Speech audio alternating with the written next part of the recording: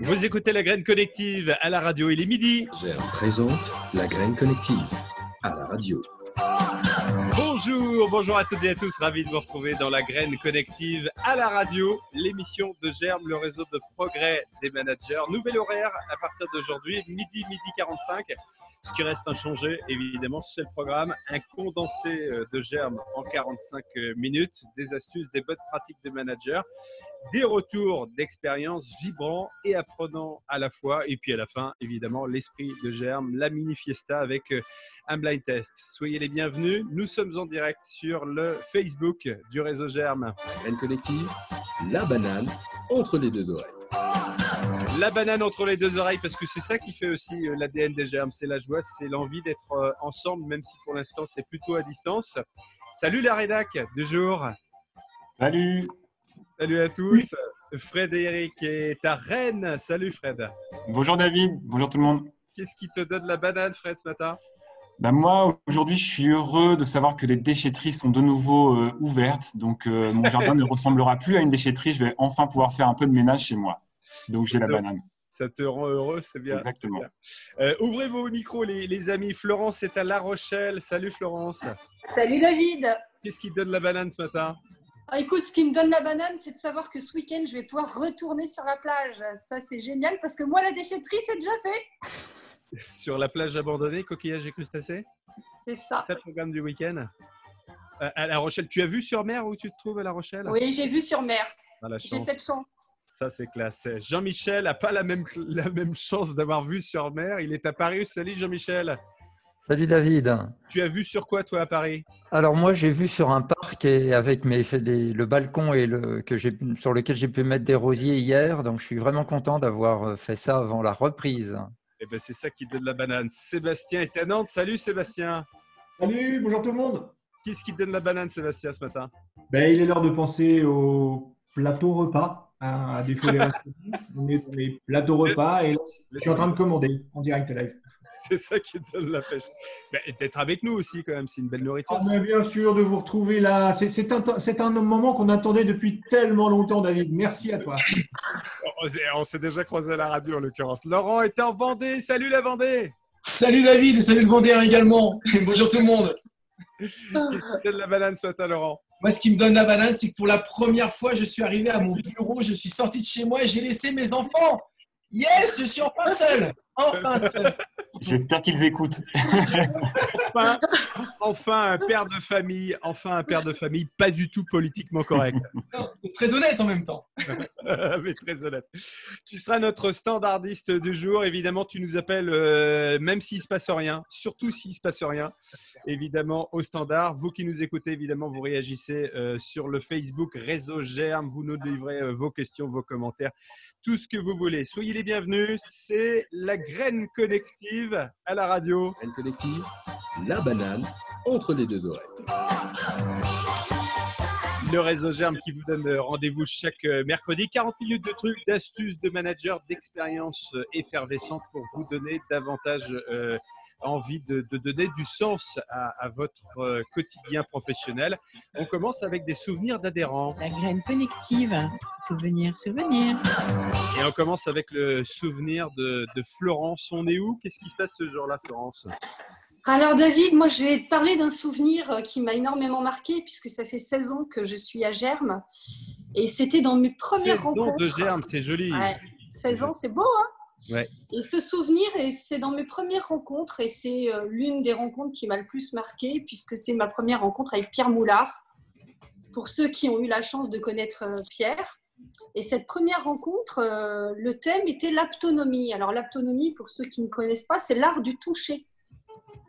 Et donc, lors de cette rencontre, j'avais emmené un invité et je ne pensais pas qu'il allait vivre cette rencontre qui était quand même atypique.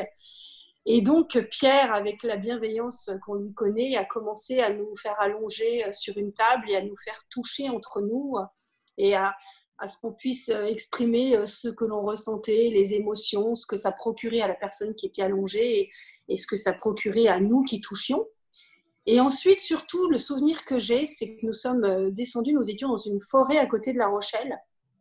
Et on est descendu donc dans cette forêt où il y avait de multiples arbres. Il y avait une odeur de champignons, d'humus qui remonte encore 15 ans après.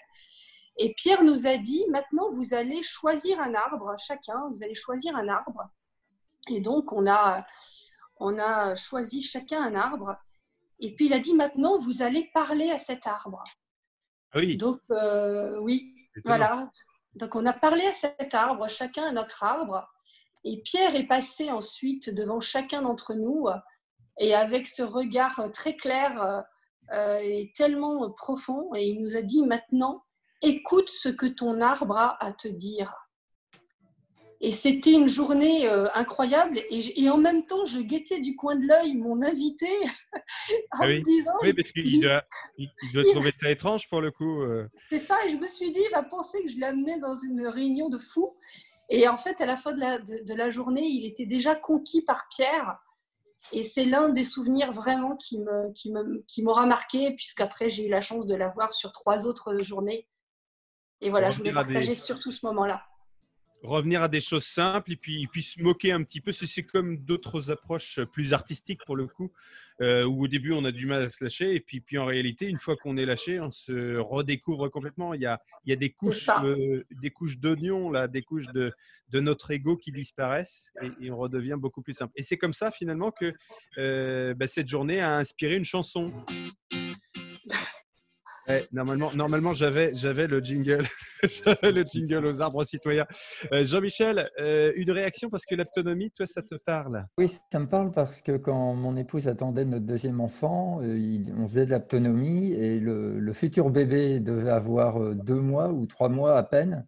Et on s'amusait à poser la main sur le ventre, on le sentait bouger et venir se coller dans le creux de la main. Ben oui. En lui disant, viens me voir. Et c'était très, très touchant. Alors, je ne sais pas si l'arbre de Florence est allé la voir quand elle a mis ses mains dessus, mais c'est vraiment un très, très beau souvenir. C'est un beau souvenir, bien sûr. Merci Florence de nous avoir fait partager ce souvenir. On va parler à présent avec Sébastien de facture. Parce que tu es devenu, Sébastien, expert comptable, si je comprends bien. Sébastien est avec nous? Sébastien. Ah bah Sébastien n'est pas là. Si, Sébastien est là? Si, il est là, Sébastien. Avec un micro, Sébastien. Avec un micro, Sébastien. Voilà. Vous m'entendez? Tu es devenu expert comptable, en fait, si je comprends bien. Oui. Tu n'es plus directeur général. Voilà, exactement. Excusez-moi, j'ai eu un problème de connexion. Vous m'entendez? Oui, on t'entend très bien. Je vous reprends. Et alors, donc, tu nous parles de factures, mais non pas d'électricité comme le chante Miosek, de factures psychologiques.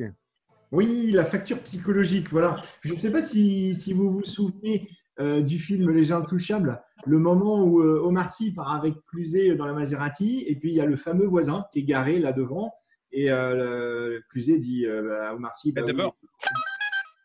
D'abord, il envoie ça, et puis ça ne suffit pas, en fait, c'est ça? C'est ça, ça ne suffit pas du tout. Omar Sy sort, il sort le gars de la voiture, il a les pieds qui sont à 20 cm du sol, et il vient lui mettre la tête sur le panneau interdiction de stationner. Et c'est ça la notion de facture psychologique, c'est-à-dire qu'à ce moment-là, il y a une grosse frustration, il y a une grosse colère, il y a un peu de peur aussi de la part du voisin qui s'est mal garé. C'est le fameux coup psychologique, la facture psychologique qui fait que bizarrement, il y a un inhibiteur qui vient te prendre comme ça et tu ne peux plus rien faire. Et le pauvre voisin, à ce moment-là, il ne peut plus rien faire. Alors, c'est ce débordement émotionnel, c'est cette agressivité, cette impulsivité, ce dénigrement, cette disqualification qui fait qu'un animal blessé est un animal dangereux. Et c'est à partir de ce moment-là où nous, chez Def West, et c'est le souvenir que j'ai de cette intervention de Laurie Lofer, la notion de jeu psychologique est très importante dans la relation. Et à nous d'en détecter très rapidement les signes et de pouvoir la désamorcer de manière à ce qu'on n'ait pas devant nous un animal blessé, mais bien un animal en bonne santé qui va bien. Voilà. Frédéric, toi, tu n'as pas encore 16 ans de germe derrière toi comme Florence le disait tout à l'heure. Est-ce que tu fais attention, toi, à ces petits signaux faibles que tu peux percevoir de la part de tes interlocuteurs quand tu as tenu un propos peut-être un petit peu plus virulent que d'habitude? C'est vrai qu'en tant que manager… Pardon ? pour réduire la facture psychologique. Oui, on fait attention à la manière dont voilà, l'expression faciale réagit, mais c'est vrai que voilà, on peut avoir une manière d'interpréter les réactions qui peut être différente. Donc, c'est un enjeu très compliqué. Ouais. C'est un enjeu compliqué, bien sûr. Midi News sur la graine connective à la radio. On est toujours en direct et on part tout de suite au standard. Laurent, énormément d'appels déjà. Hein. Énormément. Comme tu peux le voir, il y a plein de monde derrière moi qui appelle énormément. Et justement, j'aimerais signaler cette brève-là qui a une intervention de Monsieur Super-Héros de Nantes qui souhaite rester anonyme. Et bien sûr, qui lance une pétition « Balance ton masque ». Balance ton quoi? Balance ton quoi? Un jour peut-être ça changera. Balance ton quoi? Mais parce que c'est un truc de fou. En fait, depuis le 11 mai, tout le monde porte un masque partout et n'importe où, et dont certains sont tellement personnalisés qu'on ne sait plus qui sont les vrais héros des faux, en fait. Ouais. Donc, on ne reconnaît même pas les gendarmes et les voleurs. On ne sait plus trop où on en est. Et donc, moi, je voudrais juste rappeler à Monsieur Super-Héros que si les gens portent des masques comme Florence et Sébastien, par exemple, c'est juste pour se protéger les uns les autres. Donc, tout le monde aujourd'hui devient un héros. C'est cool. C'est génial. Tout le monde, on est tous des héros. J'aurais pu la sortir, celle-là. Même Sébastien était héros. Remontre-nous ton masque, Sébastien. C'est Sébastien. Ouais, très bien. Merci d'être avec nous. Moi, j'ai les grandes oreilles. J'ai la chance d'avoir les grandes oreilles. Ça me fait un support énorme. C'est pratique finalement. Midi 14, la graine collective à la radio. Soyez les bienvenus. Merci d'être avec nous. Et détendez-vous surtout. Détendez-vous. Vous écoutez La Graine Collective, l'émission confinée de Germe. En direct sur la page Facebook de Germe.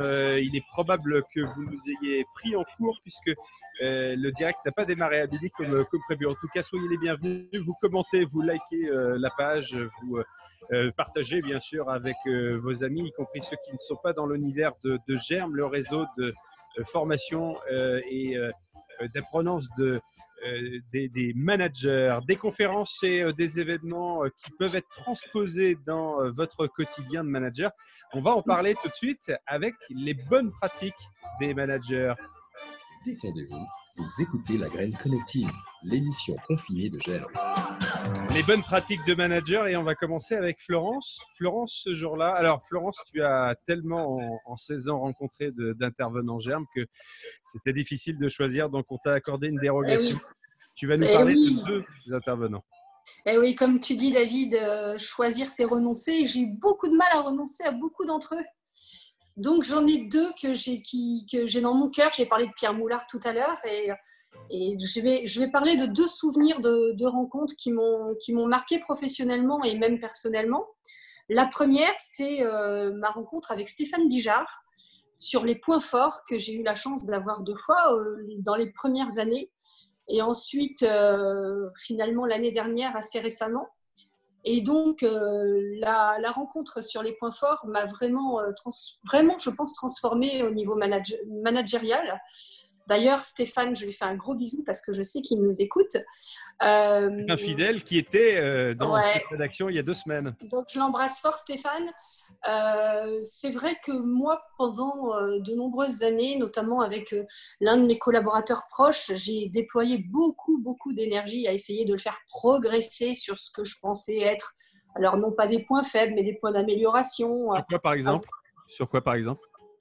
Par exemple, sur le fait qu'il ne diversifiait pas ses secteurs d'activité dans sa prospection commerciale. Il restait toujours ancré dans sa zone de confort et j'avais envie qu'il aille dans sa zone d'inconfort. Ben oui. Et j'ai déployé beaucoup d'énergie pour finalement peu de résultats. Et grâce à Stéphane et notamment à la 2e intervention que j'ai eue l'année dernière, j'ai totalement changé ma posture à son égard en le confortant tellement dans ses points forts et en lui disant par contre que je ne le lâcherais pas sur ça. C'est-à-dire qu'il devait être encore plus présent sur ses points forts, ses secteurs d'activité de prédilection, là où il est bon finalement. Et j'ai vu dans son regard que je l'avais énormément rassuré et qu'il était même surpris de ce changement oui, bien sûr. de comportement de ma part. Et ça, je le dois vraiment à Stéphane. Quand je l'avais eu là, il y a une quinzaine d'années, ça m'avait beaucoup servi en tant que jeune maman, puisque j'étais à l'époque maman d'un jeune garçon. Et l'année dernière, ça m'a énormément aidée au niveau de ce collaborateur-là qui s'appelle Florent et qui, je pense, est très reconnaissant à Stéphane Bijard. Il est midi 17. Tu as une deuxième intervention, une deuxième bonne pratique issue d'une intervention de Serge Massereau. C'est ça. Alors Serge, curieusement, je l'ai eu très, très, très tard. J'en avais beaucoup entendu parler sur l'énéagramme et les profils que Serge nous aide à décoder. Et moi, il m'a fait sortir de moi mon profil de leader protecteur. Et ça a été vraiment une révélation. Je suis ressortie de cette journée très fatiguée, mais très enrichie. Ça m'a énormément aidée à comprendre qui j'étais plus en profondeur et surtout à comprendre ce que je ressentais et pourquoi je le ressentais. Alors que ce soit dans ma vie personnelle ou là encore dans ma vie professionnelle à l'égard de mes collaborateurs, de mes hiérarchiques, c'est mieux comprendre pourquoi ça me fait du mal à tel moment et surtout comprendre mieux l'autre. Et lorsqu'on se comprend, on travaille mieux ensemble. C'est clair, avoir envie d'explorer davantage l'autre. L'énéagramme, c'est un outil. Il y a d'autres outils pour comprendre le fonctionnement humain. Il y a le MBTI notamment, puis il y en a plein d'autres. L'énéagramme, ce qui est intéressant avec cet outil-là, c'est que ça donne envie d'explorer encore davantage. En tout cas, si nous nous efforçons de ne pas ranger les gens dans les cases. Parce que tout à fait. Voilà, ce sont bien des bases à partir desquelles nous rayonnons au quotidien. Merci Florence pour ces bonnes pratiques, donc les points forts et puis identifier comment fonctionnent nos interlocuteurs. Et il y a des outils comme ça. Celui de Serge Massereau, c'est l'énéagramme. Frédéric, on est toujours en direct sur la graine connective midi 19. Tu nous parles de garder le contact. Ça, c'est une bonne pratique du manager que tu es.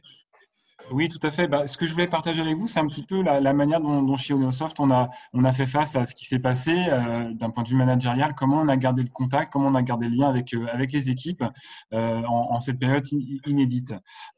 Donc, effectivement, la priorité pour nous, c'était même si on était éloigné physiquement, on a tenu à ne pas se déconnecter de nos liens sociaux et de l'entreprise. Donc ça, c'était une priorité pour nous. Donc pour pouvoir le faire, heureusement aujourd'hui, on a la chance d'avoir l'outillage qui le permet. Donc pour nous, c'était essentiel de garder le contact, communiquer régulièrement, surtout que en cette période, on avait des personnes qui étaient en activité, mais également d'autres personnes qui étaient en chômage partiel, donc qui se sont vraiment sentis isolés, déconnectés. Donc ça veut dire des coups de fil réguliers, des visios régulières. Exactement, des coups de fil réguliers, des visios régulières, des mails aussi de renaissance d'informations. Et je pense que c'était important dans cette période de peut-être surcommuniquer parce que justement l'éloignement était fort et d'informer également les collaborateurs sur la situation de l'entreprise parce que ça pouvait générer des peurs, des craintes sur ce qu'on était en train de vivre. Donc c'est important d'informer factuellement sur ce qui se passait. Quels sont les chiffres, quel est l'impact de ce qu'on vit sur l'entreprise. Il ne fallait pas non plus qu'on surjoue la sérénité. Donc, faut être ni trop serein, ni trop alarmiste. Il faut trouver le juste. Exactement.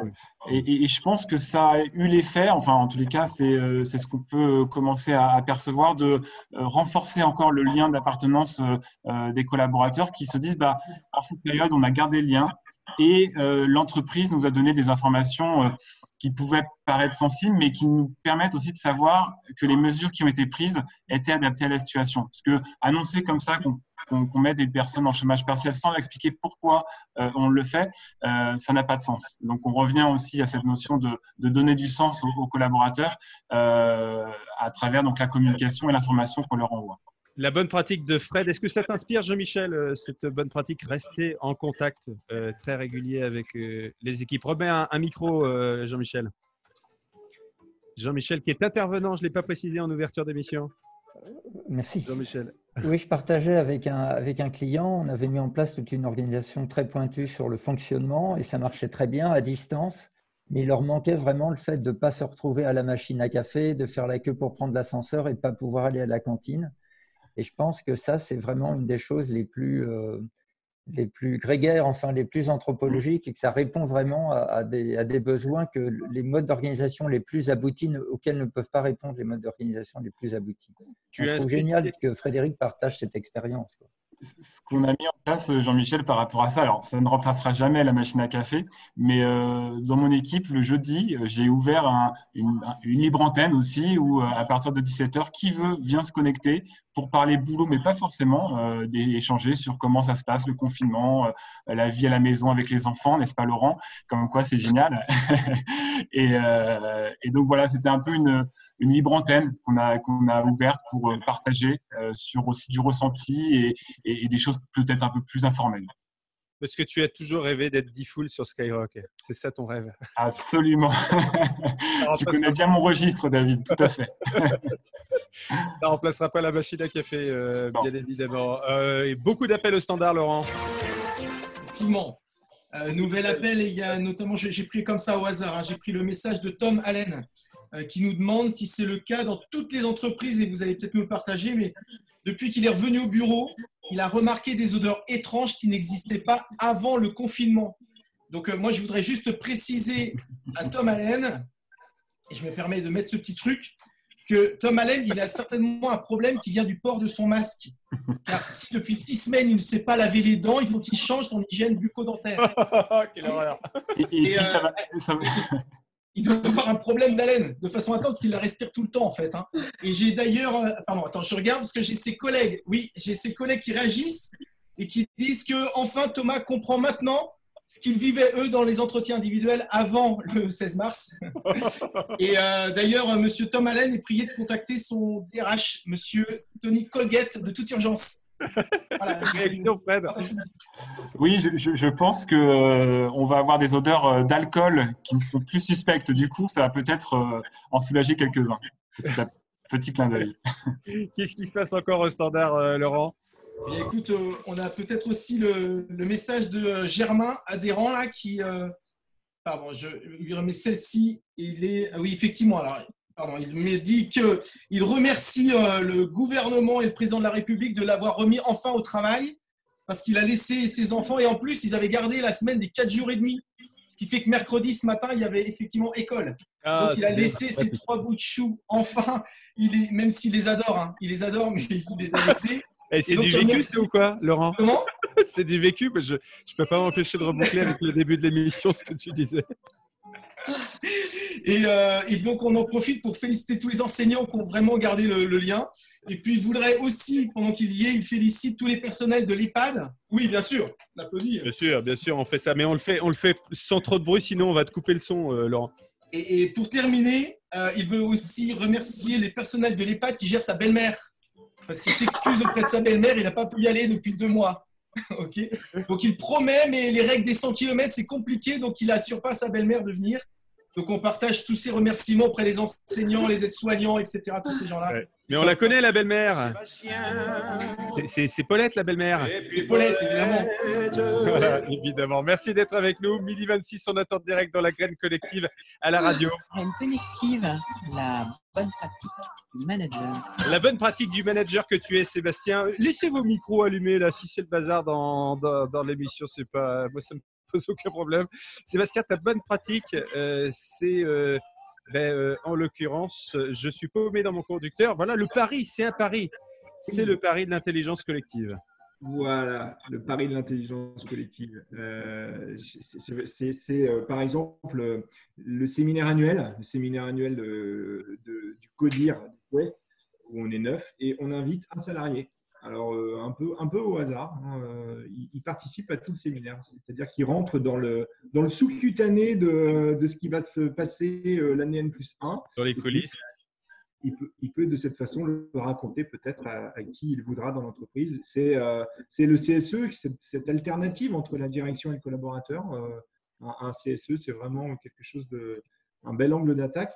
C'est aussi des plénières que l'on fait chaque année où un tiers des collaborateurs viennent témoigner. Je viens raconter mon succès, je viens raconter ma réalisation, je viens raconter mon…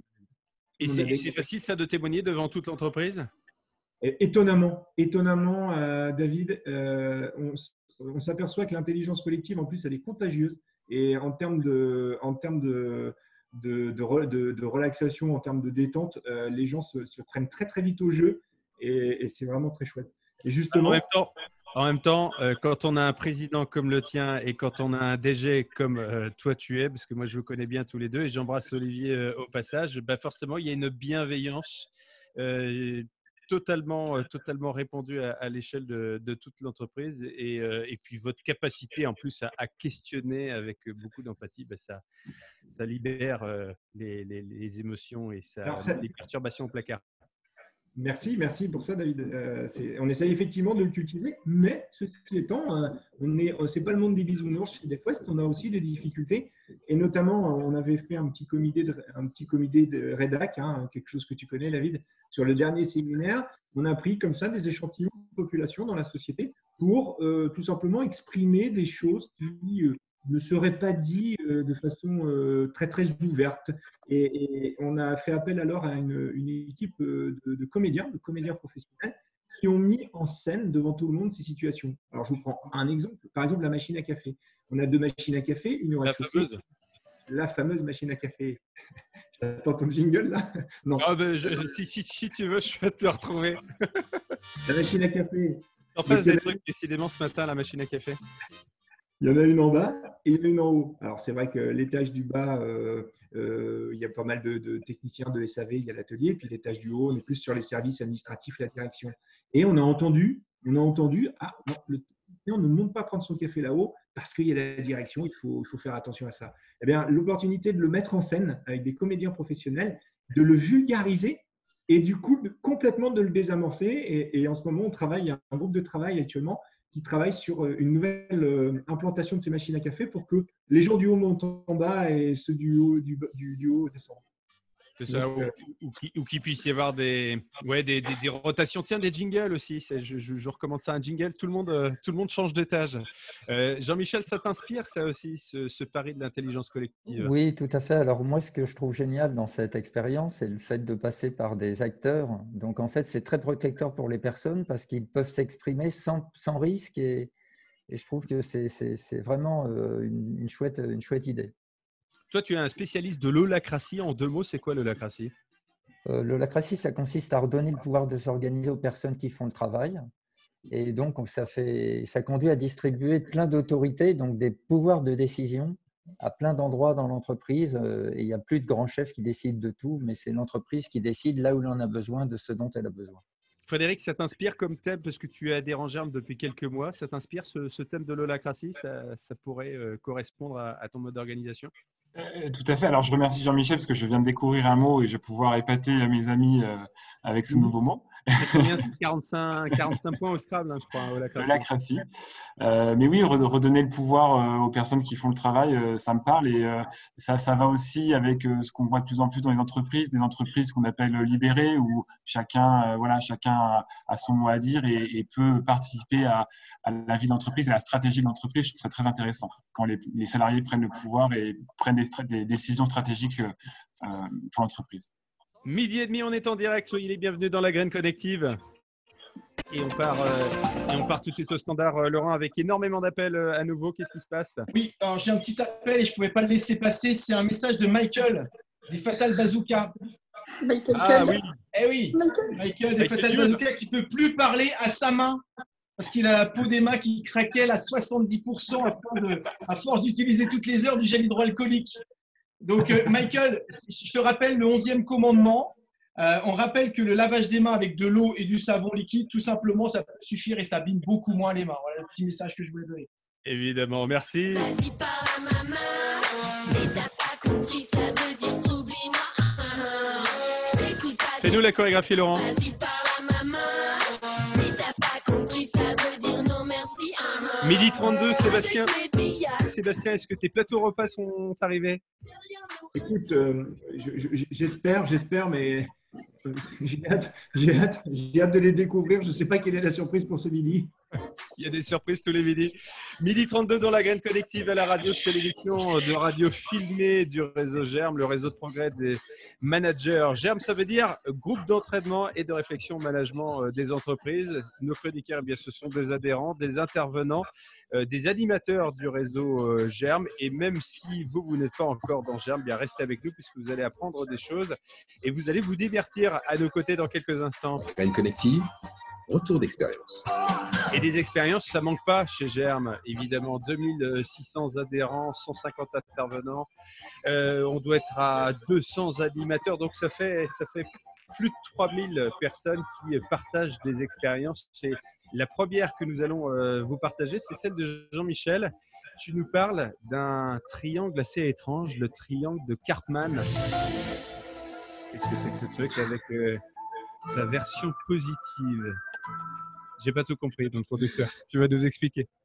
Oui, alors je vais vous parler du triangle dramatique. Alors désolé de casser l'ambiance, mais bon, je compte sur David et tous mes collègues. Ah bah moi je mets pour des jingles remettre ça en qui mettent place. l'ambiance quand tu veux.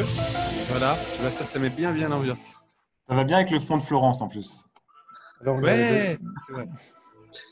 Alors Jean-Michel, c'est quoi le triangle de Karpman? Alors, c'est une figure d'analyse qui a été inventée par quelqu'un qui s'appelle Stephen Karpman dans un article qu'il a écrit en 1968, donc ça a plus de 50 ans. Et l'idée, c'est de mettre en place en évidence un scénario typique entre trois rôles, la victime, le persécuteur et le sauveur. Alors, j'ai essayé de faire un petit dessin. Voilà, vous me dites si, voilà. Si ça Alors va. approche un petit peu. Voilà, droite, ouais. Voilà. Donc, qu'est-ce qui se passe dans ce triangle?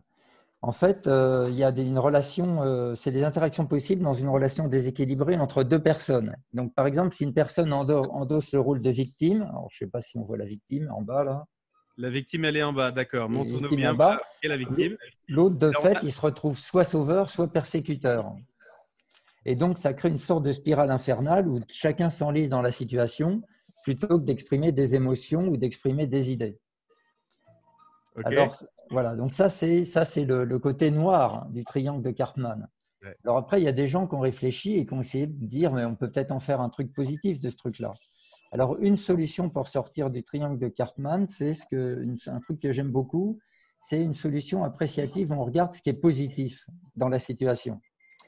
Et donc, ça permet de faire un pas de côté de façon élégante et inspirante. Alors, l'idée, c'est que la victime, voilà, ça c'est le nouveau triangle qu'on propose de mettre à la place. Donc on a la victime qui est toujours en bas, c'est ça? Or, la victime, elle est toujours en bas, mais elle est plutôt mise dans une position de créateur. C'est-à-dire que son job, c'est d'apporter elle-même des réponses aux difficultés qu'elle rencontre. Et pour ça, il y a deux personnes qui vont l'aider. Il y a le coach, qui doit être par là, le coach. D'accord. Oui, enfin bref. Là, on ne voit pas le coach, mais de il est toute façon, là. Voilà. on retrouvera le schéma, il sera posté sur le Facebook de Et donc, le coach, il aide la personne à trouver des idées et le challenger, il l'aide à aller plus loin dans sa recherche et dans sa construction d'idées.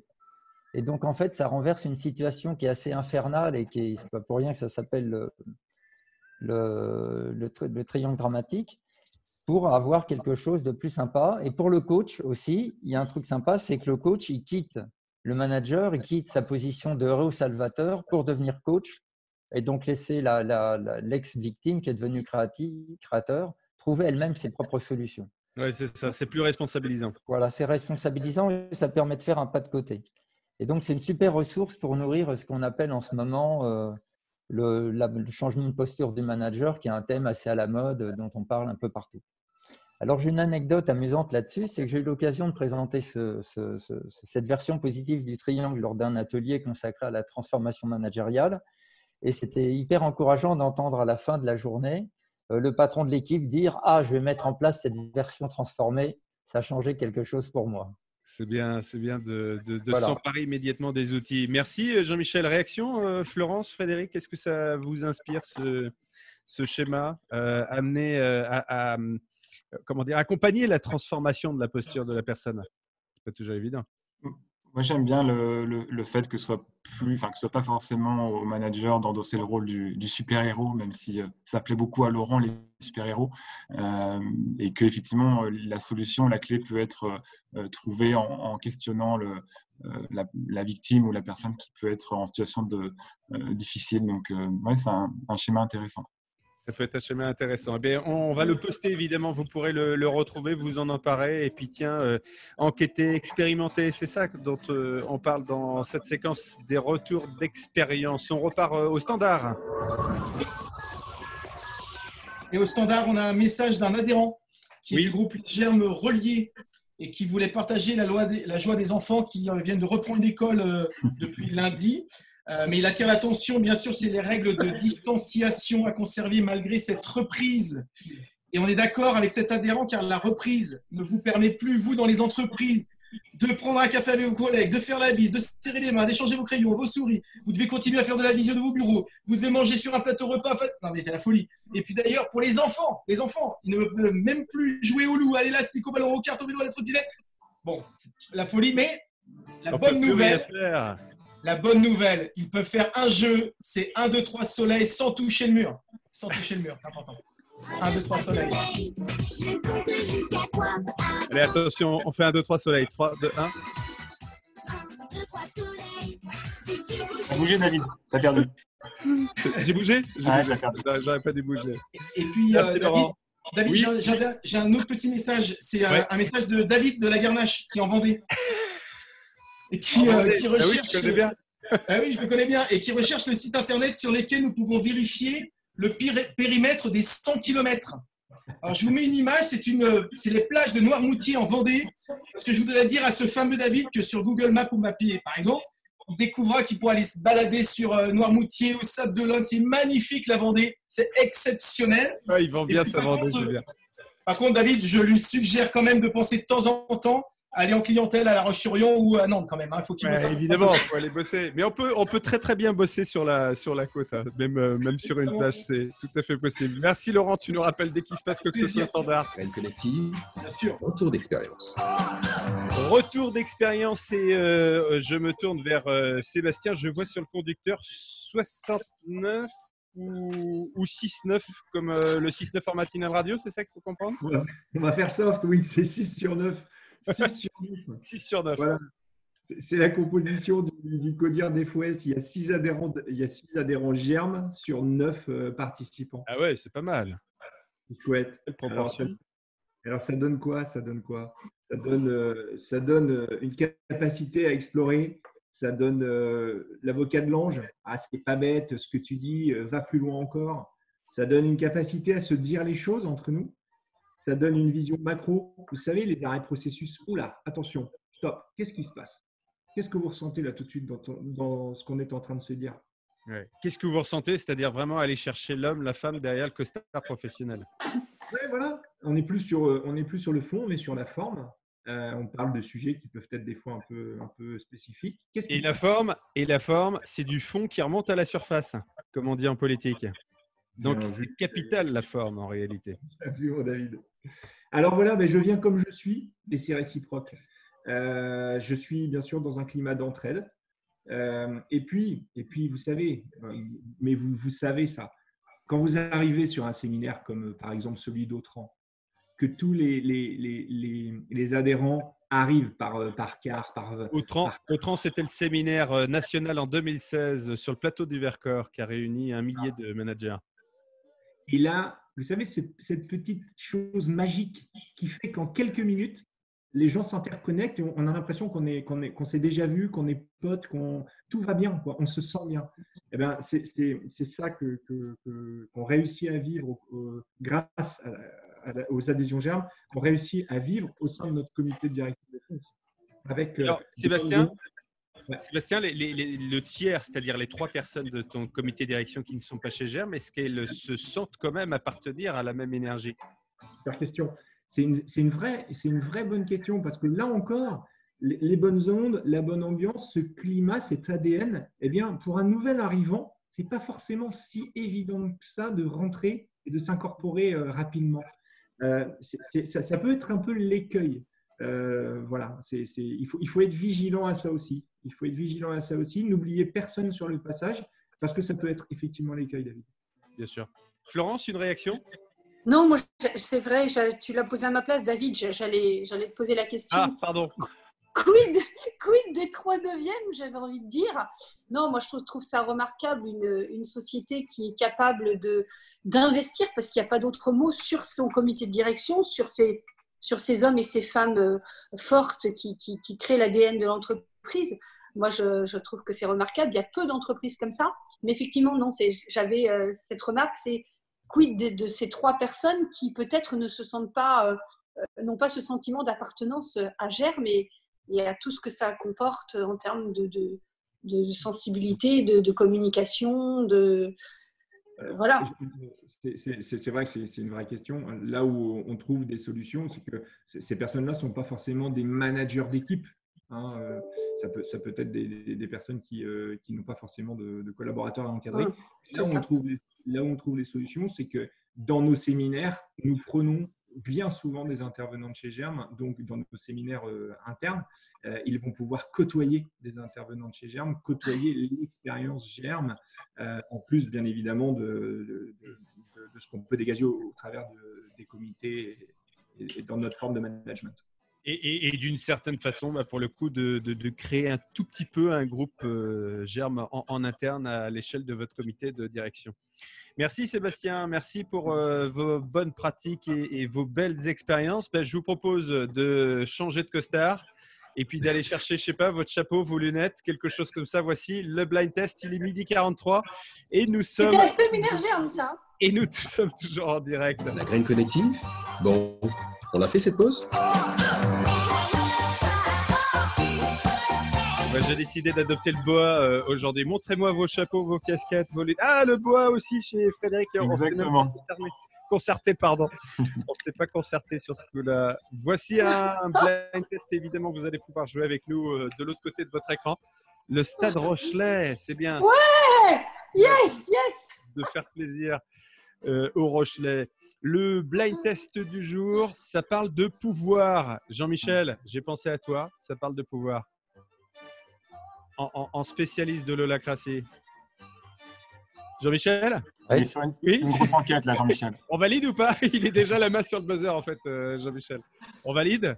On valide. Sur ce blind test. Et je rappelle que le principe de ce jeu, c'est qu'à la fin, tout le monde finit à égalité. Donc, non, moi je vais gagner. Vous battre, évidemment, pour finir les premiers. Voici le premier extrait.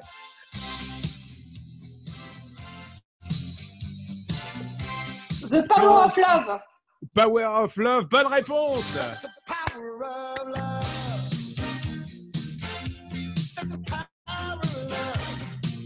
Bon, Florence, ça m'a dit moi que je joue, c'est pour gagner. Donc, je vais peut-être compter les points avec Florence. Voici le deuxième extrait. Oui, Frédéric? I got the power. I got the power. C'est signé. C'est signé Snap.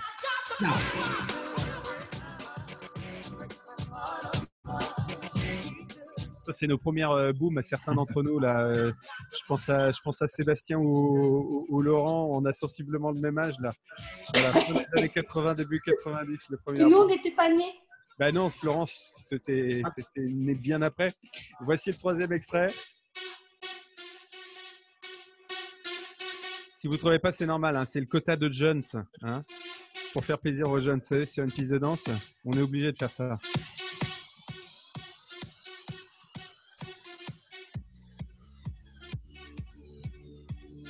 Si je vous dis Will.i.am et Justin Bieber avec. Non, de toute façon, il est introuvable. Hein. Je le connaissais même pas celui-là. Florence, tu l'as ou pas?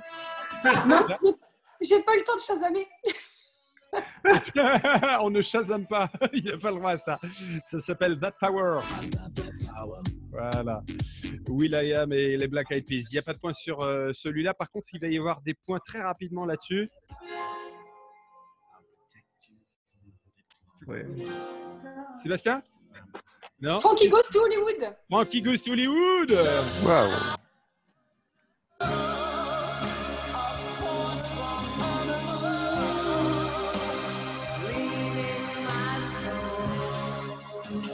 Florence est déjà à 2 points. Peut-être le plus costaud du monde. Tu lui as envoyé les tests avant à Florence, c'est pas possible. Non, mais elle sait qu'il y a un voyage, il a gagné. Non. Ouais. Ah oui, on n'a même pas dit ce qu'il avait à gagner. Voici le quota de musique française.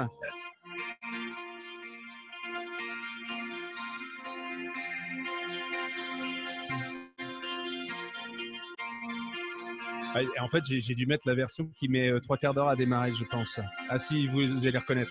Je me souviens, on avait des projets. Laurent Voulzy. Laurent Voulzy avec le Pouvoir des fleurs. pouvoir des fleurs. oui. Bonne réponse. Bravo.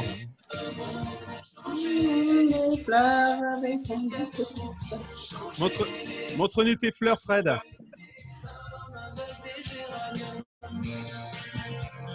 Le pouvoir des fleurs. Bon, faut toujours un chanteur, faut toujours un Laurent Voulzy de toute façon dans un blind test. Obispo n'étant pas disponible ce matin.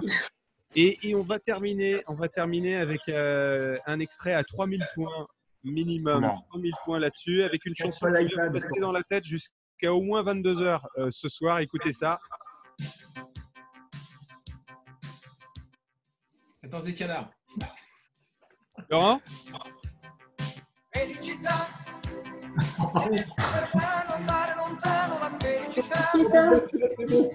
Sébastien, tu l'as? Toto Cotugno. C'est pas ça, mais C'est pas ça. en fait, c'est Albano avec Romina Power. Je savais même Waouh. pas qu'elle existait, cette dame. C'est sûr. Waouh. Ouais, j'ai vu Power, j'ai pris, et surtout, je me suis dit Felicita dans la tête jusqu'à la fin de la journée.